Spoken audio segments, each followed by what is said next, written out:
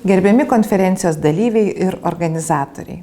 Švietimo bendruomenė, kurioje veikia pasidalytosios lyderystės principai, laimi visomis prasmėmis.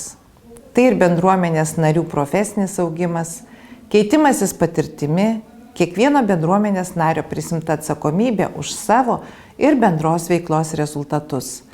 Taip pat labiau patyrusių kolegų pagalba ir emocinė, profesinė parama jaunesniems mokytojams, švietimo įstaigų vadovams.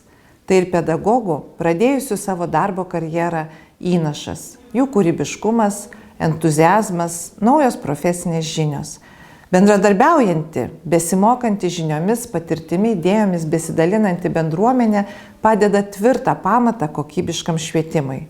O tai visų mūsų, taip pat ir švietimo politikų ir praktikų siekis. Toks bendradarbiavimas įmanomas tik tai tada, kai mokyklų vadovai, mokytojai ir mokiniai prisiema jiems patikėtą atsakomybę, jaučiasi saugus ir laisvi kūrybiškai spręsti iškylančius iššūkius. Todėl visomis priemonėmis ir veiklomis siekiame stiprinti pasitikėjimo kultūrą mokyklose.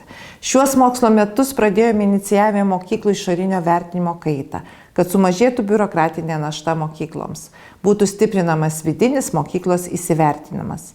Būtent pasitikėjimas kiekvienu švietimos dalyviu augina atsakomybės ir pareigos jausmą, formuoja bendradarbiavimo kultūrą. Esu tikra, kad mokytojas, mokyklos vadovas bus pajėgus savarankiškai veikti tada, kai jausis pasitikys savo profesinę kompetenciją. Todėl išlieka svarbus kompetencijų tobulinimas. Apie magistro studijų įtaką ir naudą vadovams per šią konferenciją jūs dar kalbėsite. Išklausysite atsiliepimus. Šiandien aptarsite mokyklų vadovų padėtį tarptautiniu ir nacionaliniu lygiu. Bus pristatytos vadovams skirtos mentorystės ir tinklaveikos sistemos. Bendradarbiaukime, išlaikykime solidarumą, stiprinkime pasitikėjimą vieni kitais, išdrįskime prisimti atsakomybę ir lyderystę. Ačiū Lietuvos nacionalinės UNESCO komisijos sekretoriatui, visiems prisijungusiems dalyviams už švietimui aktualios diskusijos organizavimą.